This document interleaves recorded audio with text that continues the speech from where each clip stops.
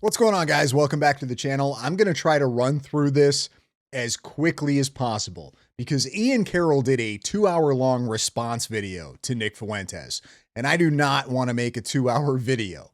I want to try to cram this into about 35 minutes or so. So we're going to speed through this. Basically, what's going on here is Nick Fuentes called Ian Carroll an idiot. I'm summarizing in a very nice way. So Ian responds with a 2-hour video where he sort of defends himself, kind of, takes pop shots back at Nick, but then decides that he's going to present the evidence for his case that it's Fed slop and that a certain foreign nation government might have something to do with what happened to Charlie Kirk on September 10th. And I'm basically just going to go through this and shit all over Ian's evidence. And I'm going to show you instances where not only is Ian sort of manipulating the narrative, but he's flat out lying. Let's go.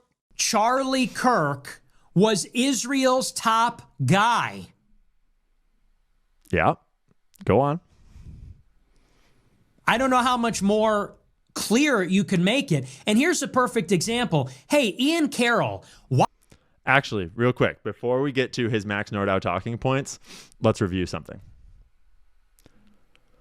Charlie Kirk was Israel's top guy. And then we got a leak coming out of Harrison Smith saying, I'm not going to name names, but I was told by someone close to Charlie Kirk that Charlie thinks Israel will kill him if he turns against them. That post was made on August 13th, 2025. To this day, 4 months removed from that, this has not been confirmed by anybody that I'm aware of. If it has, I'd like to see it. Harrison has not said who the source was, and the source has not come out to reveal this. Furthermore, we have plenty of instances where Charlie talked about fearing for his safety from people on the left. So one dude makes a post with nothing to back it up versus countless times Charlie has, this is a nothing burger. That was tweeted on August 13th of this year, a month before Charlie Kirk was assassinated by Lord knows who. And I might point out that it's a reply to a video where I was supporting Nick and calling out Charlie and Ben Shapiro for not debating Nick. First piece of evidence drops in, but it's just a rumor. Until it was corroborated by multiple sources, by multiple other journalists. That rumor was not, I don't know what he's talking about. The fact that Charlie Kirk said to somebody he was worried that certain foreign country was going to unalive him, that was never corroborated at all. This article that he pulls up from Max Blumenthal does not corroborate that in any way, shape, or form. In fact, we found out that Max Blumenthal was maybe lying a little bit, or maybe his source wasn't as accurate as he thought it was, because the title of this is Charlie Kirk refused Netanyahu funding offer. And then a few days after this article was released, Candace comes out and she interjects this rumor that it was a $150 million offer from Netanyahu. So then all the candidatards ran with that. He was offered $150 million and he turned it down from Netanyahu, and that's why they unalived him. Yeah, none of that's true. Here's the article. Title of the article: Charlie Kirk refused Netanyahu funding offer. Charlie Kirk rejected an offer earlier this year from Israeli Prime Minister Benjamin Netanyahu to arrange a massive new infusion of Zionist money into his Turning Point organization. September 12th, in a response to Bill Ackman on September 15th, Candace interjects this little tidbit right here. As a follow-up and separate question, do you know anything about the alleged $150 million Bibi offered for an anti-Tucker Carlson campaign? So this is all in relation to her talking about TPUSA and Bill Ackman and this meeting they had in the Hamptons. So she throws this in, and naturally this turns into Bibi offered Charlie Kirk $150 million and he refused it. And then people just ran with that. On September 23rd, there's a video put out of Colvette basically responding to this allegation of a $150 million offer. Was Charlie offered $150 million from Israel? As far as I know, no. I had never heard anything like that. Everyone I've asked has said the same thing. And by the way, just for what it's worth, it doesn't matter the amount that would have been coming down, we would have said no. And there's evidence that is true. Turning Point does not, Charlie would not accept foreign money. Exactly. We only took American money. Max Blumenthal quote tweets this. No one reported Kirk was offered $150 million directly from Israel. This is an exercise in damage control, taking down an allegation that was never made. He's half right. He does not say in this article anywhere that Charlie Kirk was offered $150 million.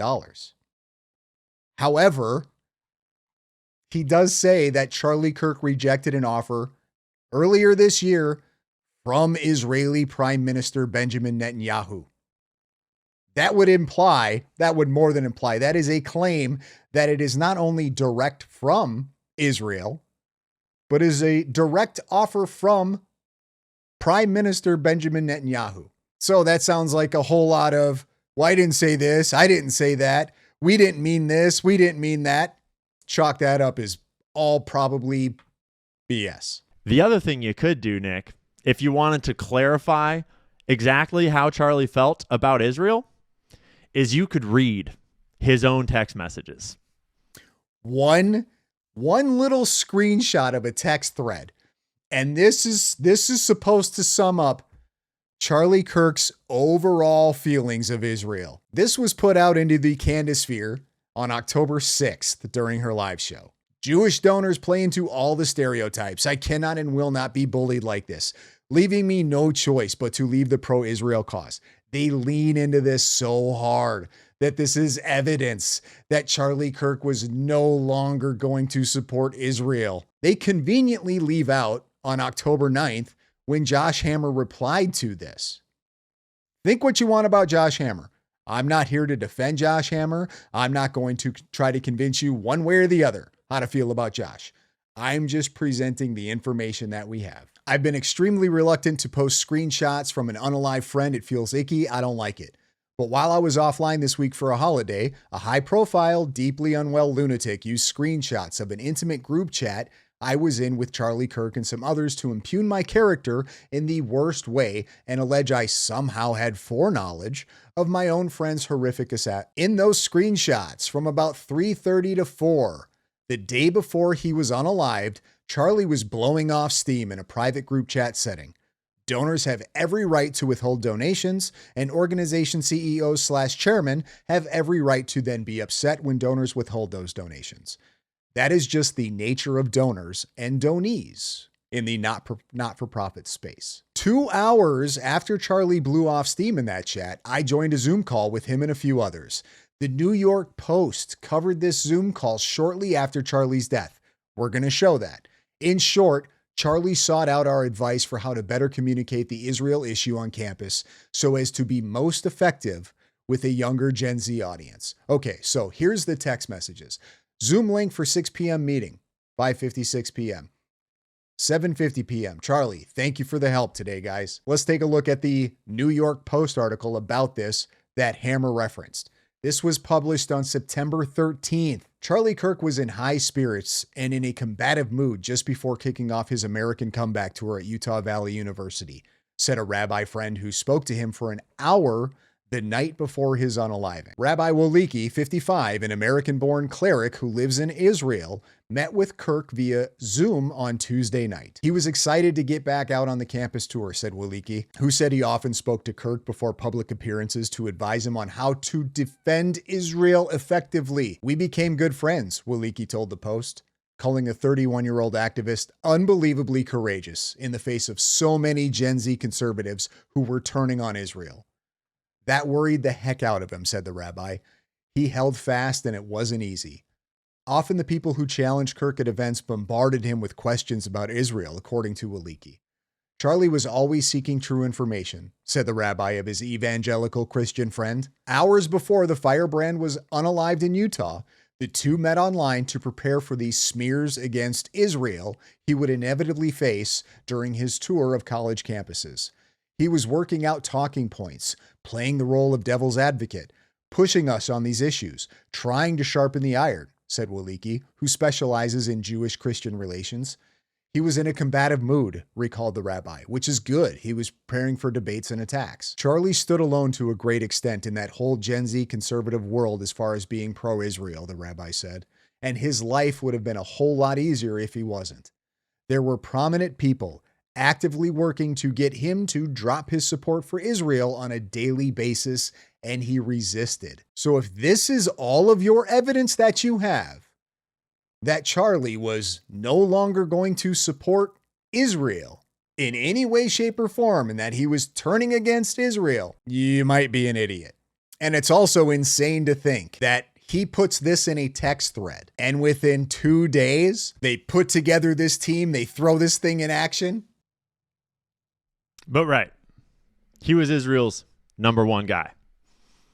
You know how you know a lot about the history of Jewish organized crime, Nick? The mob?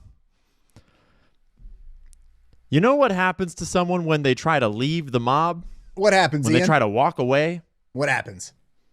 Let alone when they become a traitor? What happens? In fact, his closeness to the whole situation.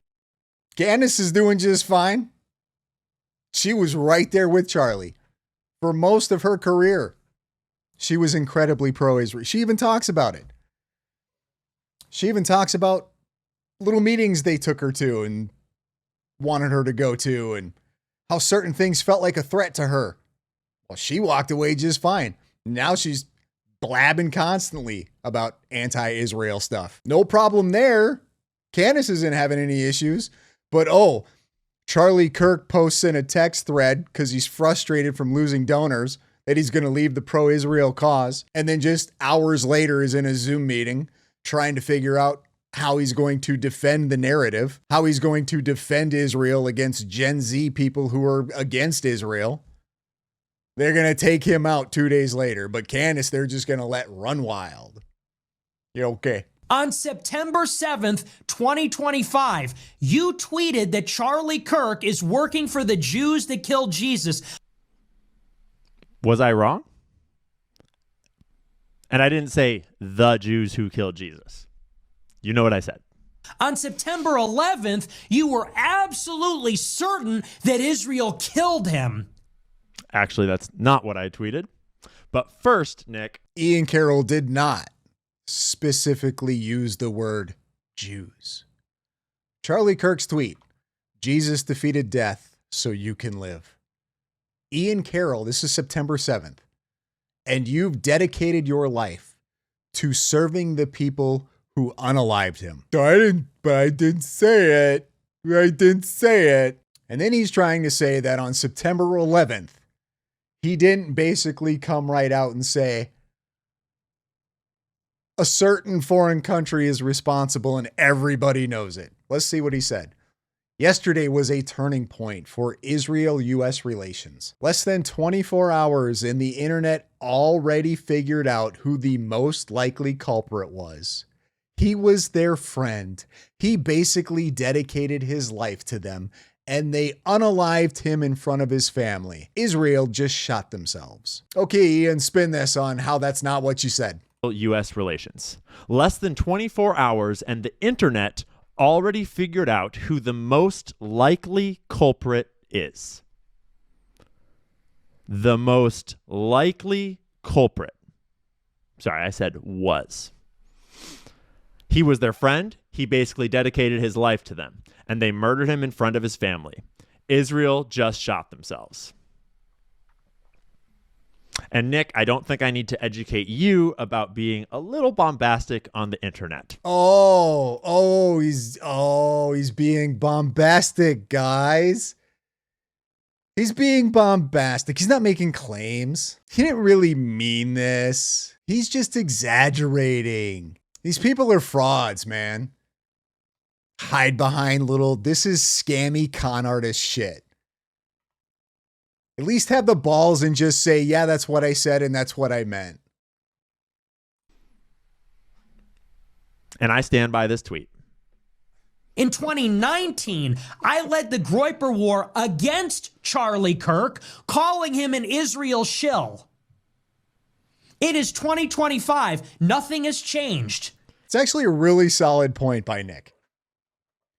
As far as I can tell, Nick Fuentes, possibly Charlie Kirk's biggest opponent, is the only one of all of these people that disliked Charlie Kirk and harassed Charlie Kirk on the regular for being a Zionist and for being pro-Israel. He's the only one not grifting off of the conspiracy stuff. He's the only one not pushing all of this bullshit. And let's take a look at some receipts, shall we? Here we have one of the biggest scumbags there is, Ryan Matta, or Matta, or however you say his last name. On September 11th, yesterday was a turning point in American history. R.I.P. Charlie Kirk. Let's see what Ryan Matta posted back in April of this year. When was the last time you heard Charlie Kirk talk about the missing 350,000 migrant children? Remember when Charlie Kirk's company wanted to charge me $25,000 to do one interview to promote my documentary on child trafficking? Then he claimed he had nothing to do with it, asked me to take the tweet down, which I did even though it was going viral. Then told me to send his producer my pitch. I've released 2 free documentaries on child trafficking, both of which I sent to Charlie Kirk.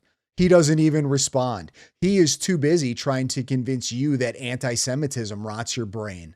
Asks Charlie what he thinks about the 109,075 migrant children who are now unalived because they got graped to unalive by the PDF files our government vetted, then delivered these child to. This dude is a complete fraud. So here he is calling Charlie Kirk a complete fraud because Charlie won't give him the time or day to help promote his stupid documentary. So I'm assuming Ryan probably sent him something whining and complaining.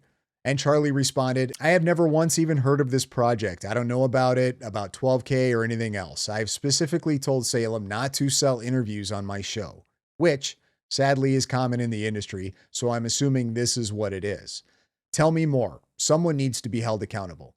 Please send pitch to, so this was at 10:53 a.m. He's just showing certain replies from Charlie Kirk. He's not showing what he's saying to him. So I'd be curious. And then at 1:02, Charlie's replying to something here, but he didn't include that in the screenshots. I did not authorize anyone to sell my interview time, and I would appreciate you taking down the tweet. Regardless of what you choose to do, I want to address this internally. Ryan Matta on May 21st. The video on the left, Charlie Kirk explains why Islam is not compatible with American values. The video on the right is what woke me up to the anti-Muslim narrative being promoted by Turning Point and several right-wing media outlets. Muslims are not our enemy. Mexicans are not our enemy. I'm not going to stand by and watch these influencers start a race war in America. Seems like this guy really liked Charlie Kirk and TPUSA, didn't he? I can see why he feels so passionate about finding out what really happened to Charlie Kirk and why he would maybe want to point it in the direction of an organization that he's rallied against for months prior to. Oh, look, there's more. There's more. There's more. Morgan Ariel, another really big proponent of pushing a certain conspiracy narrative, wanting to find the truth about Charlie Kirk because they cared so much. August 25th.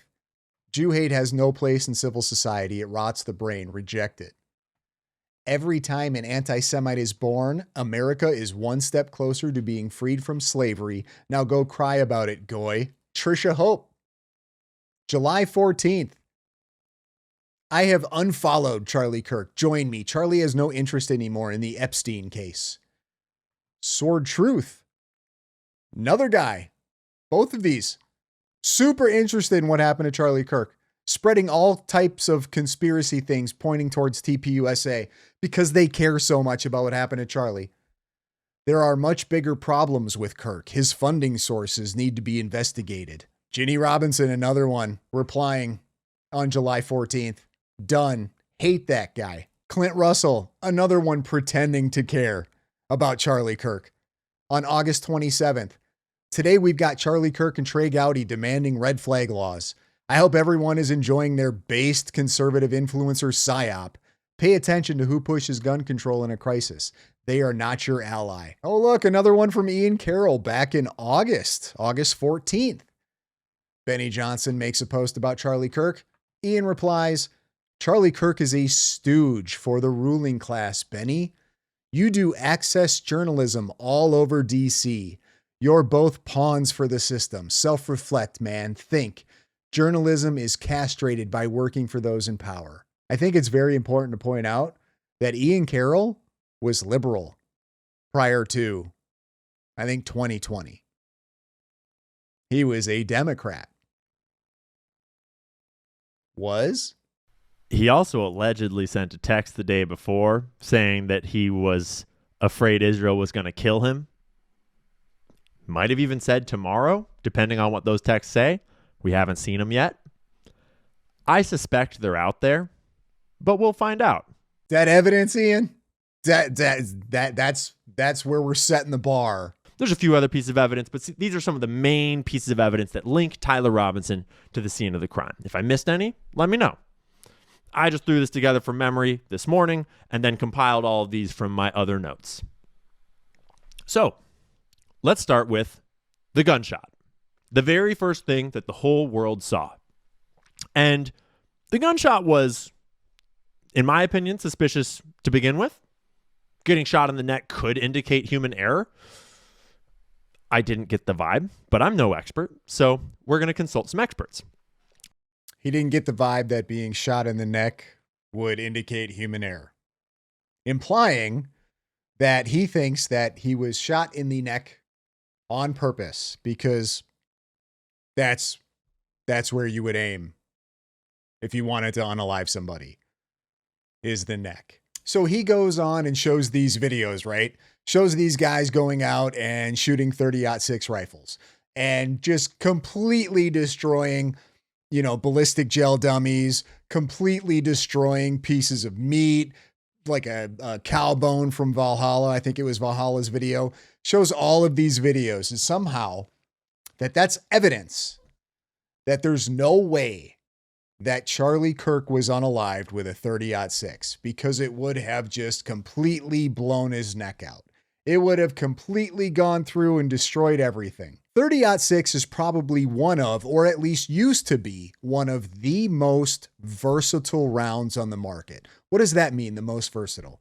It means you could do so much with a 30-06.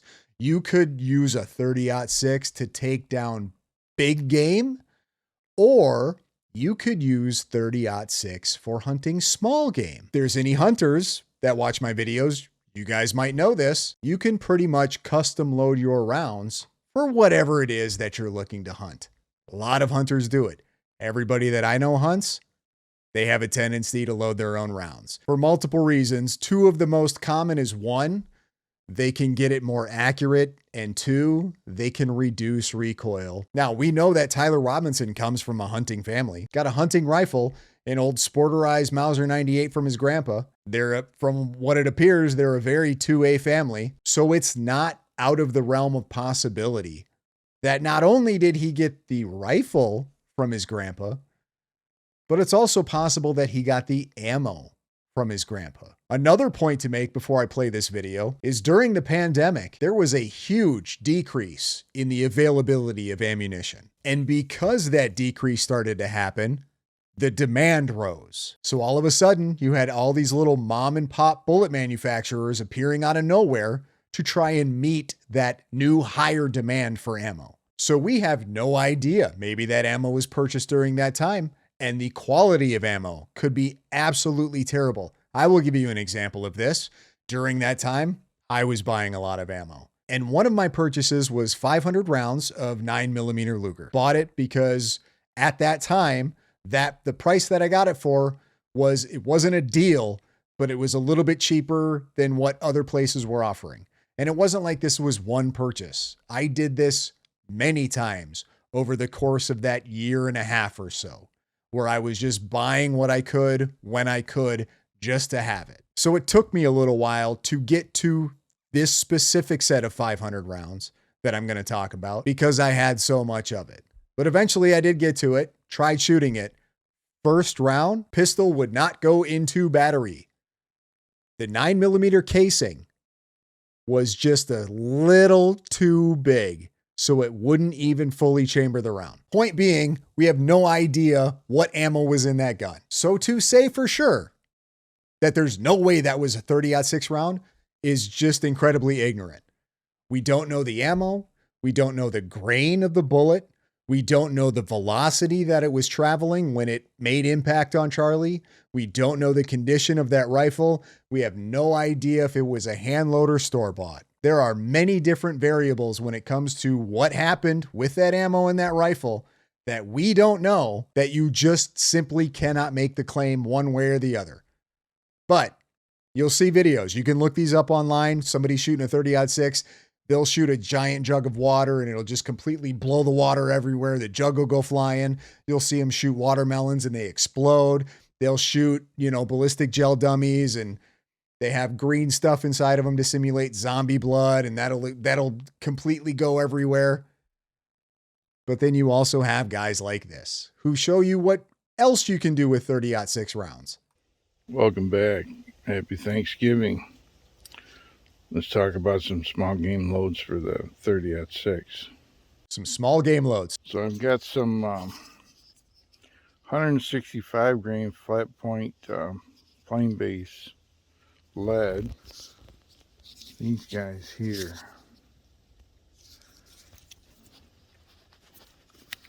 Out here. And get the focus. There we go. So that's the load. Okay, it's 30-06 hand load. He's got him loaded up for small game. Try to predict what you think is going to happen with these two little water bottles from this large 30-06 round that would completely take Charlie's head off. What do you think is going to happen?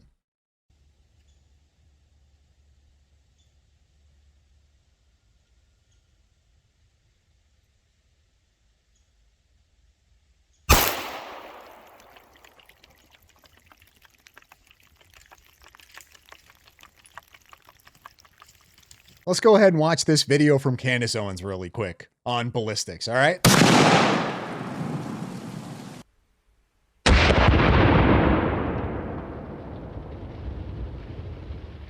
Well, we definitely penetrated our water jugs, and I don't think this is going to help to stop the conspiracy theories. His head fell off. Look at that. I mean, watch that.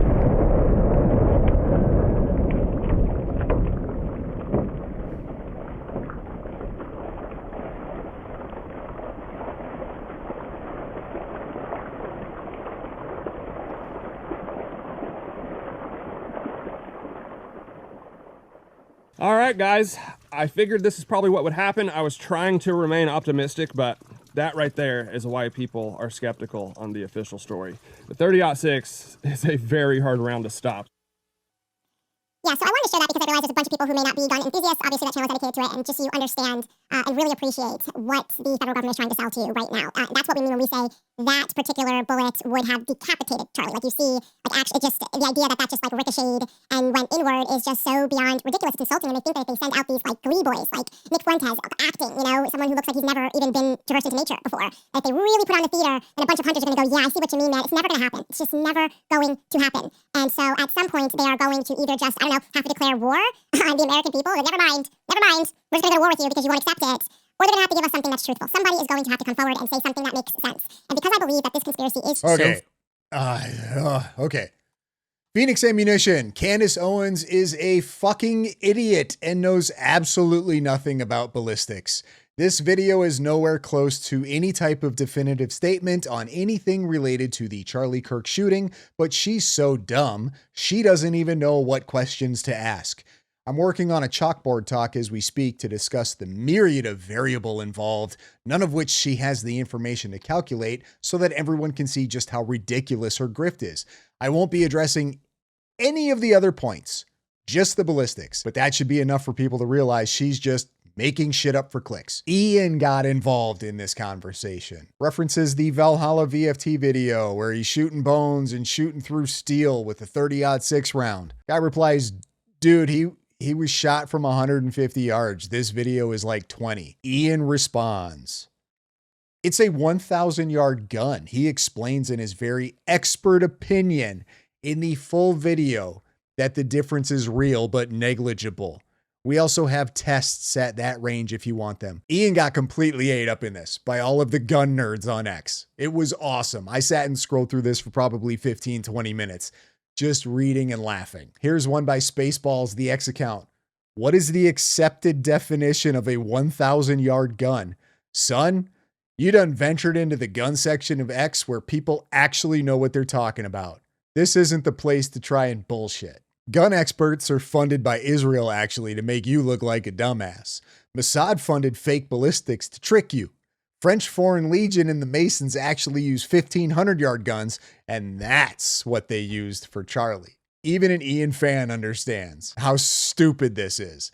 Ian, I like you in your videos, but trust me, this gun/bullet angle is not going to be convincing to hunters/gun enthusiasts. There is such a wide variability in ammunition and general volatility in ballistics. It's a waste of time when there are other things to scrutinize.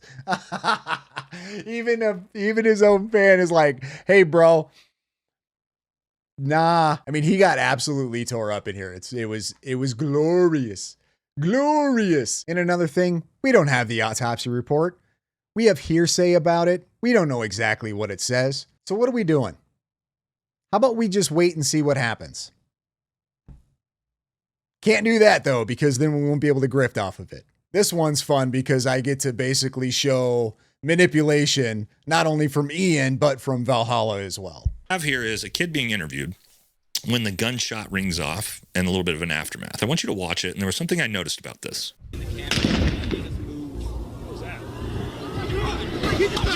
Okay, why is this important? Pretty weird. You hear the gunshot ring off. It's not that loud. The kid being interviewed and the people behind him don't even flinch. They don't move. They don't go, what the was that? I'll play it again. Pay attention. That's just a little snip, just a tiny little piece of that actual video, okay? They don't flinch. The gunshot isn't very loud. It's in an amphitheater. Should sound like a bomb going off. He says all these things. So much. Before we had a flag and we had it, so it was positioned above the tent, so it would be in the camera. It made us move. What was that? Oh my God! He just got shot! Nobody flinches, guys.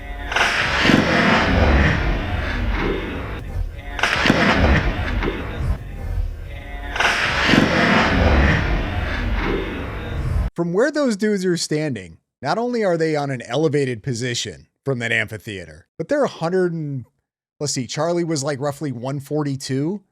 So they're probably 150, 160 yards away from that shot. That's a loud shot. But let's look at the rest of the evidence that the FBI put out, some of the glaring issues in that. Just want to remind us all of this video, and I want to go to the exact, direct, original source, the FBI's official website. We've all seen it. Zoomed in security camera footage of the figure running across the roof behind this pop-up part.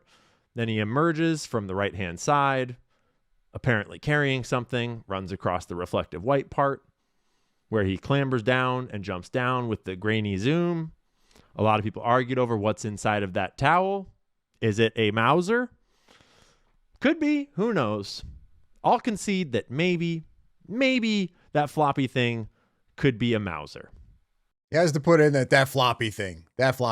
If you watch that video, you can clearly tell that it's a very rigid thing that is wrapped in a towel or some type of fabric material, which is why Ian doesn't push hard on that, which is why he concedes that it could be. The camera that I just showed you down here in the bottom of the frame, it is located on this corner of this building right here, and it is overlooking the entire roof of the Losi Center and clearly would have recorded the shot being taken. But they decided not to show us that very substantial proof that that figure in that video is the one that took that shot. Well, Ian, that's what trials are for. So the prosecution can present all of the evidence, and since the burden of proof is on the prosecution, they're going to have to. And I'm guessing there's a lot of security cam footage. And security cam footage, which we can see in the charging documents that claim They have him laying prone right in that position at the time the shot was taken on Charlie. So, be a silly thing to put in the charging documents if they didn't have that. And here's the photos. And you might notice that here, his right leg is bent, and here, his left leg is bent. I did a video on this demonstrating exactly how you could do this, but even better, Matt Kester did a video demonstrating how Tyler Robinson could have, one way that he could have had the gun placed down his clothing, and why you would still be able to bend your knee. You just would not be able to bend your knee up. You could bend it like this. You could even bring it up a little forward, but you're not going to be able to do this. Make sense? Great. We're also going to go out in the stairwell, shoot a little video of him walking in the stairs so you can see that it was possible to climb the stairs like this. So, go ahead.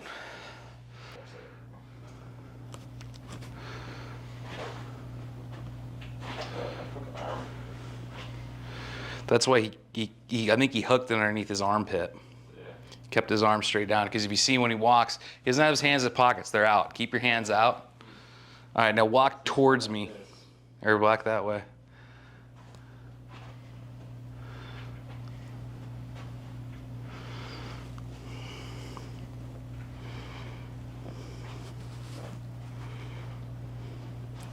Pull your hand up when you come back the next way. When you show me that other side the next time, keep your hand off of it.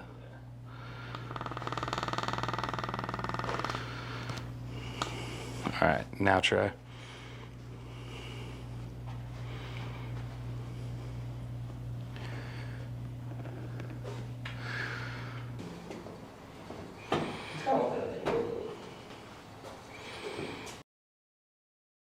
That's the skinniest pair of jeans you own? I don't have fucking skinny jeans, man. Oh, all right.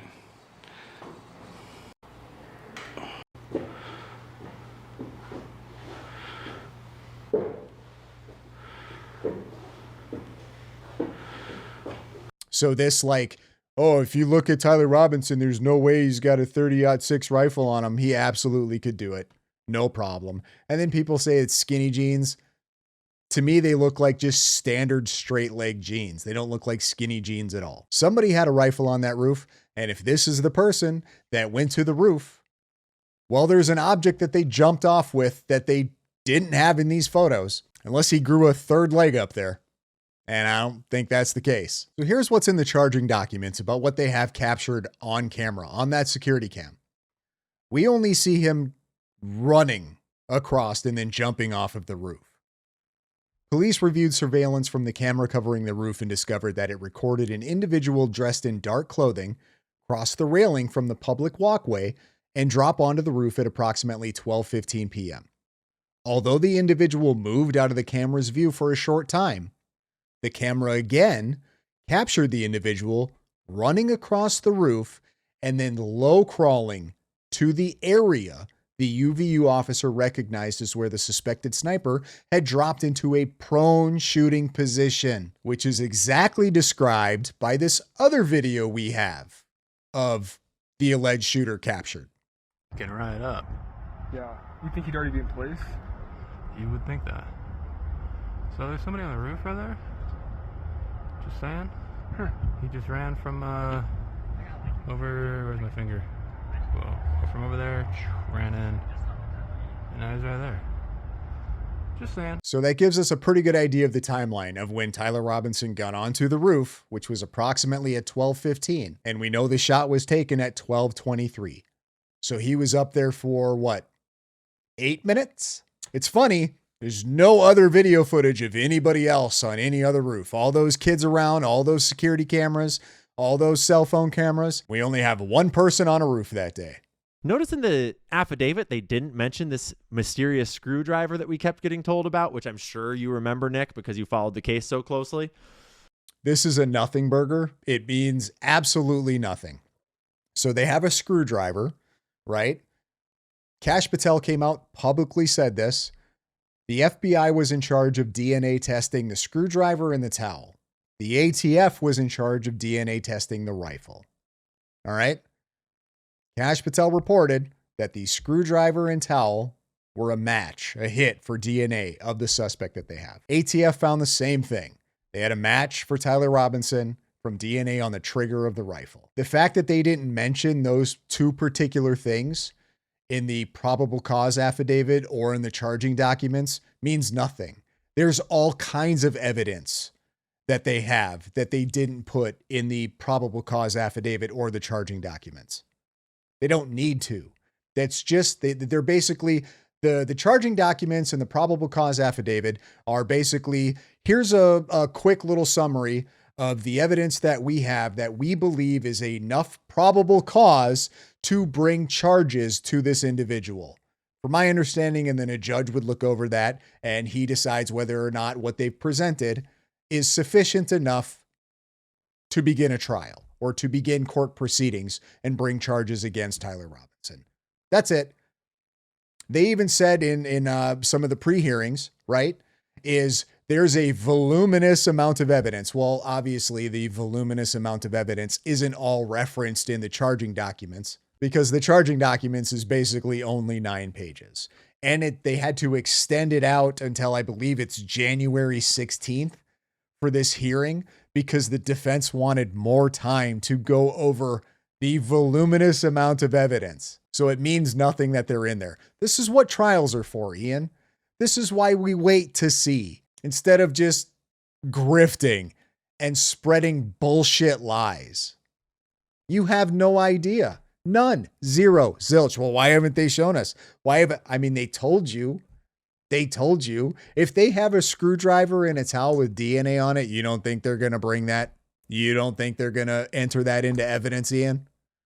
You think they're just going to lie about it to the public and then, nope, that's just never going to be evidence? Maybe. I have an idea. How about we wait and find out? So from these 6 photos, this random mother in Utah said he's really going to make the case that there's no way the parents of this child wouldn't be able to recognize them in photographs like this. Ian clearly does not have any kids. If there were photographs of any of my kids in baseball hats and sunglasses, I would be able to recognize them almost instantaneously from photos like this. Or they would at least resemble them enough to where I might inquire with them. Hey, where were you? Hey, what were you doing? This is a brain dead take from somebody who doesn't have kids. Do you think there's any mother in the world that's going to see these photos and think, I suspect? Everyone. I could be wrong, but I'd say almost every mother in the world would be able to recognize photographs of their children. Even ones where they have hats and sunglasses on. Suspect my son of murder. Maybe if he wears that exact outfit. That exact outfit, guys. You can find Tyler Robinson photos of him wearing baseball caps. He's wearing jeans, a long sleeve shirt, and a baseball hat. The video of him from the officer that pulled him over, he's wearing a t-shirt, jeans, and a baseball hat. This is pretty normal attire. Maybe, but it gets better. Like you have to really stretch that one. Better. Oh boy, Robinson's does it get better. Father reported that when his wife showed him the surveillance image of the suspected shooter in the news, he agreed that it looked like their son. He also believed that the rifle that police suspected the shooter used matched a rifle that was given to his son as a gift. So they saw the New York Post, right? They saw that article come out that had the picture of the alleged rifle that was used. And then they have the photographs of somebody that they think looks like their son. It's enough suspicion for them to contact him and be like, hey, what's going on? What's the deal? Where's your grandpa's rifle? Send me pictures of it right now. This is from the affidavit that came out much later. But remember, this is his father recounting how he knew it was his son at the time. Yeah. Okay. Do I have that rifle in here? No, I have to go to the rifle over here. There it is. That rifle. That's the rifle that Tyler Robinson's father apparently saw in the news and then suspected that it was his son because it's an heirloom rifle. But the one problem is that's not the rifle that Tyler used. And we know that because the news outlet that put this photo out told us that later, that they were told that it was a certain type of rifle, and then they went and used a stock image of a similar rifle for their news story. And that's a lie. That article of them saying all of that doesn't exist. Ian doesn't even bother to try to show that article. He's trying to show receipts of everything else. Doesn't do it in that one. You know why? Because it's not fucking real. Because it's a figment of his imagination. That is not a stock photo of anything. That is a rifle placed in an evidence box. There are people with flashlights shining on this rifle to take images of it in the evidence box. The first time this picture appears on the internet is on September 11th. In the New York Post article. Still there. Still up. Have the authorities confirmed that that is the rifle? No. But they also haven't denied it either. I know this is a crazy concept for people like Ian, but people in the authorities, they have a tendency to leak things to the press. For whatever reason. You can speculate on the reasoning why. I know that there were certain things leaked to Steven Crowder early on. Why were they leaked to Steven Crowder? Maybe somebody was worried that something might get memory hold or something might disappear. So they thought, you know what? I'm going to make sure that this stays and I'm just going to leak this to somebody in the media. Not saying that's what's happening here. I'm just saying authorities leak information all of the time to reporters. This is not uncommon. That is the rifle. There is no article from the New York Post that exists, at least not that I could find, and I've looked, that says this photo is incorrect in any way, shape, or form. To this day, have never seen a photo of the actual rifle, and neither has Tyler Robinson's family. At least, not in the news. And so, lie. In the affidavit itself, they actually include information that illegitimizes their own narrative. He also believed that the rifle that police suspected the shooter used matched a rifle that was given to his son as a gift, despite the fact that no such photo was ever published. I just pulled it up, guys. Though, that there's this it's heirloom still rifle up. that perfectly... It's still there on that article. Fucking... This is these are your brainiacs, guys. These are your geniuses that are going to crack this case. He's either lying or he's stupid. Ties Tyler Robinson to the scene of the crime. The kind of thing his crazy boyfriend might have had access to. The kind of thing that anyone might have been able to get from his apartment.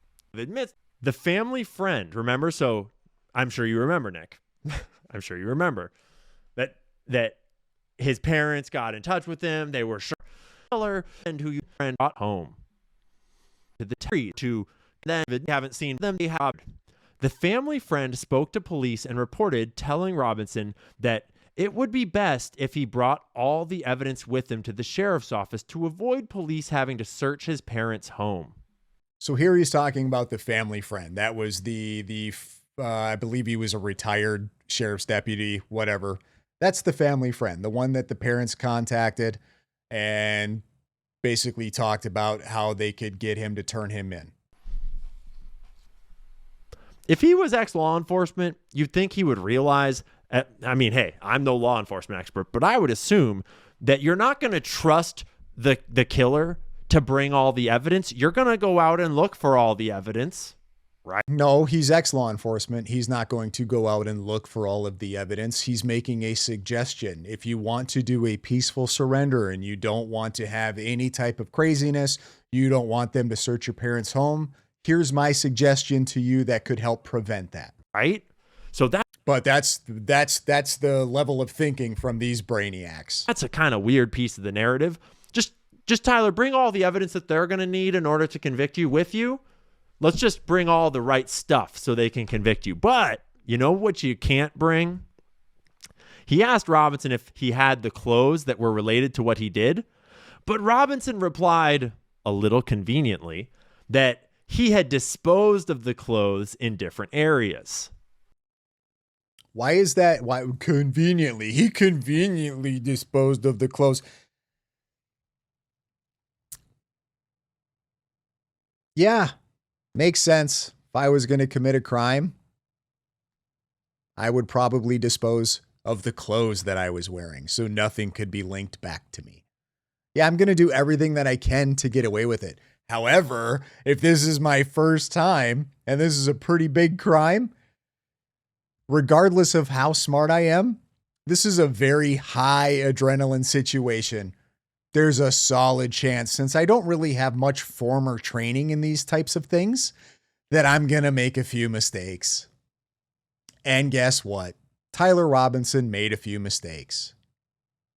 And he got caught. I know, guys, it's a stretch. Like, whoa, holy crap. Wait, I've gone through, I'm sorry, guys. I've gone through this so many times already. There's no new evidence that's come out since what we had weeks ago. And I've already broke this down before, but since Ian decided he needed to go and make a whole nother one going over all this, I figured I'd take the opportunity to just rehash everything again. Especially since I've got all you wonderful new Jay Witt followers here, which appreciate you guys. And everybody that was here before you, Jay Witt, you know. Next up, the text message thread. Very incriminating text message thread of him admitting that he did this thing. I don't think I need to tell the internet about how. So you're either going to believe the text messages or you're not. It's very simple. You're either going to believe that they're real or you're going to believe that they're not real. Here's the problem of them not being real. Do you have any idea how easy that would be to prove by the defense? Any idea how easy it would be to prove that those text messages never happened? Yeah, pretty easy. I know, guys. I know. Thinking is hard for these people. I get it.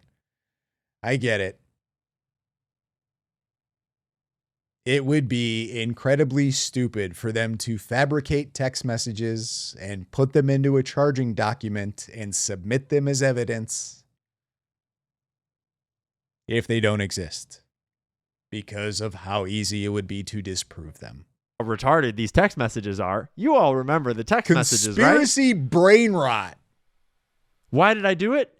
Yeah, I had enough of his hatred. Some hate can't. We're just going to skip over it because all he does is, but the text messages aren't real.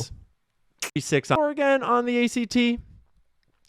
He scored a 34 out of 36 on the ACT. I love it. So basically he's making the point that he's so smart, but he was so stupid that he texted his lover everything that he did. I just want to make the point that because of the actions that Tyler Robinson allegedly did that day, he was able to seemingly convince a whole lot of people that he didn't do it.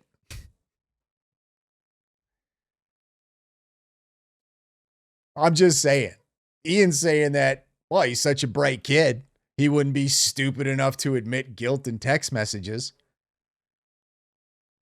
Well, he was smart enough to fool you, Ian. You don't think he did it. Placing him in the top 1% of intelligence. And while we're all I can say is I hope that the jurors are smarter than Ian Carroll. The suspect wrote a note saying, I have the opportunity to take out Charlie Kirk and I'm going to take it. That note was. So he's talking about the note, right? That was found underneath the keyboard that Robinson allegedly left. I mean, you see it in the text message that says, "Hey, look under the keyboard. I left you something," whatever. I don't know what this means. I don't know if they've gotten specific as to what the forensic evidence is that they have that this note existed. I really don't care that much about the note, to be honest with you. I don't think it's that big of a deal to the case. You know what I mean? Like, oh, it was destroyed, but we have evidence it exists. That could mean that the roommate like burned it or something, and there's ashes and pieces of it that are left, and then the roommate just told them what the note said. I don't know. Really not that big of a deal, in my opinion. It's not like, oh, a gotcha. You don't really have a gotcha because you don't know what they have, but I'm assuming they're talking about it being evidence. It'll be presented as evidence. Because we had these Discord logs that allegedly he went into Discord and he admitted to all of his friends that he had done it. But then, like, Discord came out and denied that that was true? No, that is incorrect. Discord is not saying that Tyler Robinson didn't do anything on Discord. Discord was denying that Tyler Robinson planned anything on Discord. A Discord spokesperson tells TMZ, "In the course of our investigation, we identified a Discord account associated with the suspect, but have found no evidence that the suspect planned this incident or promoted violence on Discord." The statement goes on, "The messages referenced in recent reporting about planning details do not appear to be Discord messages.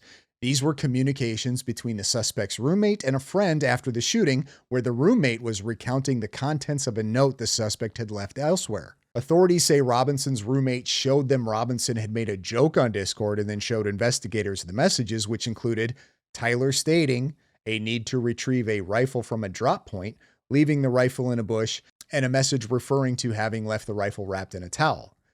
Discord seems to be saying these communications were not on this platform." Correct, because they were text messages. Discord did not deny that there were no Tyler Robinson messages on there. Discord denied that the text messages referenced were not Discord messages, and that Tyler Robinson did not do any planning of the incident on Discord. So here, again, they're either stupid or they're lying. And then the whole thing kind of went away until Turkey Tom got some really weird leaks later on, which was also very suspicious. Discord said, there's a quote from this article that you can look up for yourselves on the Daily Beast. Discord said Friday that Tyler Robinson, the 22-year-old suspect, did have an account, but that he did not use it to plan the shooting Wednesday afternoon at Utah Valley University. Duh. That directly contradicted Utah Governor Spencer Cox, who had said at a news conference Friday morning that Robinson's roommate had shown authorities messages on Discord from Robinson. That's totally incorrect. Governor Cox, who's an idiot, did not say that. Okay, guys, I want you to listen really carefully. I've already done this in a different video, but I will go over it again. Governor Cox does not make the claim that those text messages and whatnot were on Discord. People have a hard time comprehending. Governor Cox, in all fairness, doesn't make it easy because he's an idiot. Investigators interviewed that roommate who stated that his roommate, referring to Robinson, made a joke on Discord. Investigators asked if he would show them the messages on Discord. He opened it and showed several messages to... Okay, so he's saying, please show us these messages on Discord. The roommate opened Discord, showed the messages on Discord. Investigators, and allowed investigators to take photos of the screen as each message was shown by Robinson's roommate. These photos consisted of various messages, including content of messages between the phone contact named Tyler with... These photos included many different messages, including messages between the phone contact Tyler. Cox is an idiot. I don't know why he said it that way. You do have to listen to pick that up because it sounds like he's saying Discord messages and blah, blah, blah. But they're separate things. I got photos of the Discord messages, and these photos also included messages between the phone contact Tyler. Discord is not Tyler. That's not his contact in Discord. So what he's referring to now is the phone contact Tyler and his roommate. With an emoji icon and Robinson's roommate's device. The content his roommate, referring to Robinson, made a joke on Discord. Investigators asked if he would show them the messages on Discord. He opened it and showed several messages to investigators and allowed investigators to take photos of the screen as each message was shown by Robinson's roommate.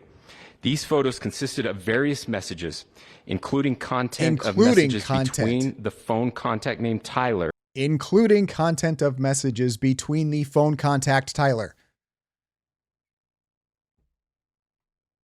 I'm not going to hold that one against these guys too much because Cox is an idiot and you have to be,